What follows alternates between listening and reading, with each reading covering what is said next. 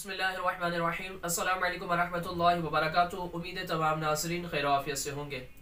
आज की इस वीडियो में हम सजदा करने में जो अवाम की जो एक अक्सरियत है गलती कर जाती है, जो कि यूँ समझ लीजिए कि अवाम तो अवाम खवास कहलाने वाले भी सजदा करने में एक कॉमन सी गलती कर जाते हैं कि जिसकी वजह से सजदा होता नहीं है। अब नमाज में सजदा करना फ़र्ज़ है, अगर सजदा अदा नहीं होगा तो फिर आपकी नमाज भी नहीं होगी। तो इंशाल्लाह इस वीडियो में उसी गलती की हम आपको निशानदेही करवाएंगे और आपको दुरुस्त तरीका भी बताएंगे, मसला भी आपको समझाएंगे। तो वीडियो को मुकम्मल देखिएगा।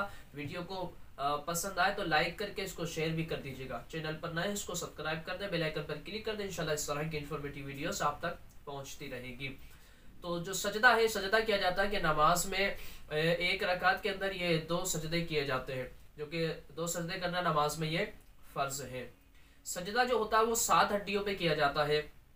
जैसे कि ये तो आपकी हथेलियाँ होगा, ये सजदे में लगती हैं, आपके घुटने होगा ये लगते हैं, और पाँव के जो पंजे होगा ये लगते हैं। ये 2 करके 6 हो गए। और साथ में आपकी नाक और ये पेशानी दोनों एक ही हड्डी है, ये हड्डी आपके सजदे में लगती है।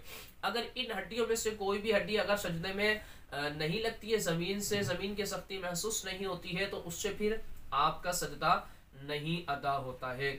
अब यहाँ पर जो एक गलती की निशानदेही, तो सजदे में बहुत सारी गलती की जाती है। इंशाल्लाह फिर वो अगली वीडियो के अंदर हम आपको उनकी भी निशानदेही कराएंगे। आज जिस पर हमें बात करनी है वो है पाँव के उंगलियों के मुतालिक। जो पाँव का पंजा है, जो उंगलियां सजदे में रखते हैं, किस तरीके से रखनी चाहिए, और हमारे यहाँ अवाम और खवास कहलाने वाले भी किस तरह रखते हैं।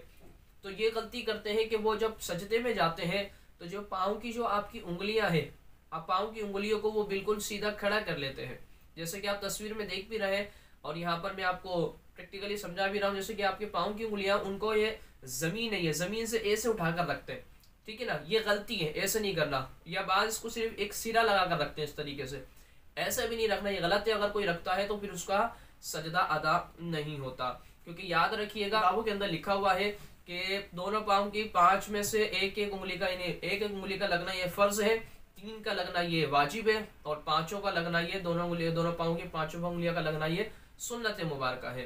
अगर आपकी जो उंगलियां है कि एक की उंगली भी इस तरह नहीं लगी इस तरीके से, तो आपका फ़र्ज़ अदा नहीं होता। जब फ़र्ज़ अदा नहीं होता तो आपके फिर क्या होगा, सजदा नहीं होगा।